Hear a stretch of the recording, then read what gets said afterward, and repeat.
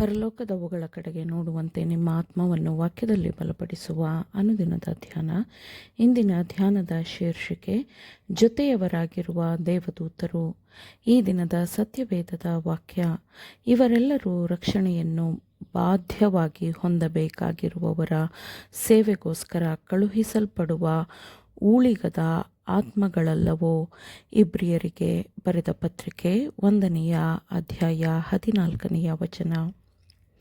ಪರಲೋಕದಲ್ಲಿ ತಂದೆಯ ಮುಖವನ್ನು ಯಾವಾಗಲೂ ನೋಡುವ ದೇವದೂತರು ದೇವರ ಪಕ್ಕದಲ್ಲಿಯೇ ಇರಲು ಬಯಸುತ್ತಾರೆ. ಆದರೆ ಕರ್ತನು ಪ್ರತಿಯೊಬ್ಬ ದೇವದೂತನಿಗೂ ಈ ಬಿದ್ದು ಹೋದ ಲೋಕದಲ್ಲಿ ಅವನವನ ಕೆಲಸವನ್ನು ಕೊಡುತ್ತಾನೆ. ಮನುಷ್ಯರಿಗೆ ದೈವಿಕ ಸಹಾಯವನ್ನು ಒದಗಿಸಲಾಗಿದೆ. ಅವರಿಗೆ ಪರಲೋಕ ಕಾರ್ಯಭಾರಿಗಳೊಂದಿಗೆ ಸಹಕರಿಸುವ, ದೇವರೊಂದಿಗೆ ಕೆಲಸ ಮಾಡುವ ಅವಕಾಶವನ್ನು ಅವರು ಹೊಂದಿದ್ದಾರೆ.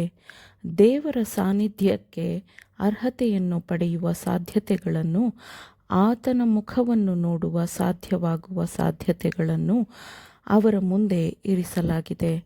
ಪರಲೋಕ ದೇವದೂತರು ಮಾನವ ಕುಟುಂಬವನ್ನು ನಿಕಟವಾದ ಸಹೋದರತ್ವಕ್ಕೆ ತರಲು ಕೆಲಸ ಮಾಡುತ್ತಿದ್ದಾರೆ. ತನ್ನ ತಂದೆಗೂ ತನಗೂ ಇರುವಂತಹ ಐಕ್ಯತೆಯ ವಿಷಯವನ್ನು ಕ್ರಿಸ್ತನು ಹೇಳಿದ್ದಾನೆ. ಅಂತಹ ಐಕ್ಯತೆಗೆ ನಮ್ಮನ್ನು ಸೇರಿಸಲು ಅವರು ಕೆಲಸ ಮಾಡುತ್ತಿದ್ದಾರೆ.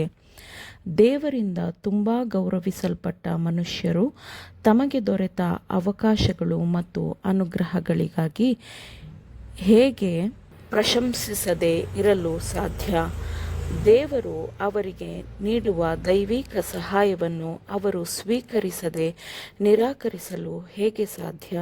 ಮಾನವರು ನಿತ್ಯತ್ವವನ್ನು ಗಮನದಲ್ಲಿಟ್ಟುಕೊಂಡರೆ ಅವರು ಎಷ್ಟೊಂದನ್ನು ಗಳಿಸಲು ಸಾಧ್ಯವಾಗುತ್ತದಲ್ಲವೇ? ಸೈತಾನನ ಕಾರ್ಯಭಾರಿಗಳು ಮಾನವ ಮನಸ್ಸಿನ ಮೇಲೆ ಪ್ರಾಬಲ್ಯ ಸಾಧಿಸಲು ಯಾವಾಗಲೂ ಹೋರಾಡುತ್ತಿವೆ. ಆದರೆ ದೇವದೂತರು ನಿರಂತರವಾಗಿ ಕೆಲಸ ಮಾಡುತ್ತಿದ್ದಾರೆ.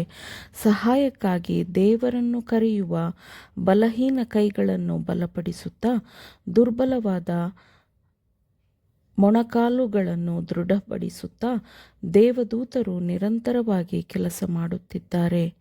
ಬೇಡಿಕೊಳ್ಳಿರಿ, ನಿಮಗೆ ದೊರೆಯುವುದು; ಹುಡುಕಿರಿ, ನಿಮಗೆ ಸಿಕ್ಕುವುದು; ತಟ್ಟಿರಿ, ನಿಮಗೆ ತೆರೆಯುವುದು ಎಂಬುದು ದೇವರ ಮಕ್ಕಳಾಗಿರುವ ಪ್ರತಿಯೊಬ್ಬನಿಗೂ ಇರುವ ವಾಗ್ದಾನವಾಗಿದೆ.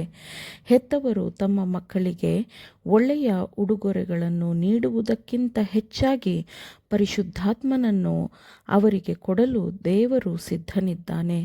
ನಂತರ ಕೇಳಿರಿ, ದೇವರು ಏನು ಹೇಳಿದ್ದಾನೋ ಅದನ್ನು ನಂಬಿರಿ. ಆತನು ತನ್ನ ಮಾತನ್ನು ಖಂಡಿತವಾಗಿ ಪೂರೈಸುವನು. ತನು ಮನಗಳು ಕ್ಷಯಿಸಿದರೂ ನನ್ನ ಆತ್ಮಕ್ಕೆ ಶರಣನು ನನ್ನ ಪಾಲು ದೇವರೇ ಎಂದು ಪೂರ್ಣ ಹೃದಯದಿಂದ ಹೇಳಿರಿ. ದಿನದಿಂದ ದಿನಕ್ಕೆ ಜಯವನ್ನು ಗಳಿಸಬೇಕು. ಕ್ರಿಸ್ತನ ಹಿಂಬಾಲಕರಾದ ನಾವು ಕ್ರಿಸ್ತನ ಪ್ರತಿನಿಧಿಗಳಾಗಿ ಲೋಕದ ಮುಂದೆ ಅನುಕೂಲಕರ ನೆಲದ ಮೇಲೆ ನಿಲ್ಲಬೇಕು.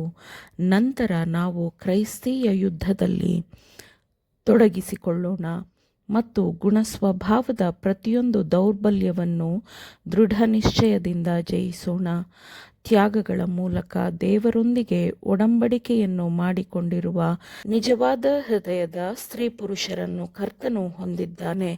ಅವರು ತಮ್ಮ ಸಮಗ್ರತೆಯನ್ನು ಬಿಟ್ಟುಕೊಟ್ಟಿರುವುದಿಲ್ಲ. ಅವರು ಲೋಕದಲ್ಲಿದ್ದರೂ ಲೋಕದವರಿಂದ ದೂರಾಗಿ ಕಳಂಕವಿಲ್ಲದೆ ಇರುತ್ತಾರೆ. ಕುತಂತ್ರಿ ಶತ್ರುವಿನ ಉದ್ದೇಶಗಳನ್ನು ಸೋಲಿಸಲೆಂದು ಇವರನ್ನು ಜೀವದ ಬೆಳಕಿನ ಮೂಲಕ ನಡೆಸಲಾಗಿರುತ್ತದೆ. ಮಾನವರು ಈಗ ಸೈತಾನನನ್ನು ವಿರೋಧಿಸುವಲ್ಲಿ ತಮಗಿರುವ ಪಾತ್ರವನ್ನು ನಿರ್ವಹಿಸುತ್ತಾರೆಯೇ? ಅವರು ಇದನ್ನು ಮಾಡಿದರೆ ಸೈತಾನನು ಖಂಡಿತವಾಗಿಯೂ ಓಡಿಹೋಗುವನು. ನೀವು ನಿಮಗಾಗಿ ಮಾಡಲು ಸಾಧ್ಯವಾಗದ ಕೆಲಸಗಳನ್ನು ದೇವದೂತರು ನಿಮಗಾಗಿ ಮಾಡುತ್ತಾರೆ. ಅವರು ನಿಮ್ಮ ಸಹಕಾರಕ್ಕಾಗಿ ಕಾಯುತ್ತಿರುತ್ತಾರೆ. ನೀವು ಸೈತಾನನನ್ನು ವಿರೋಧಿಸುವ ಬಯಕೆಯನ್ನು ಹೊಂದಿಕೊಂಡು ನನ್ನನ್ನು ಶೋಧನೆಯಿಂದ ಬಿಡಿಸು ಎಂದು ಪ್ರಾಮಾಣಿಕವಾಗಿ ಪ್ರಾರ್ಥಿಸುವಾಗ ನಿಮ್ಮ ದಿನಕ್ಕಾಗಿ ನಿಮಗೆ ಶಕ್ತಿ ಇರುತ್ತದೆ. ಶೋಧನೆಗೊಳಪಟ್ಟವರು, ಕಷ್ಟಗೊಳಗಾದವರ, ಬಳಲುತ್ತಿರುವ ಜನರ ಹತ್ತಿರ ಹೋಗುವುದು ಪರಲೋಕ ದೂತರುಗಳ ಕೆಲಸವಾಗಿದೆ.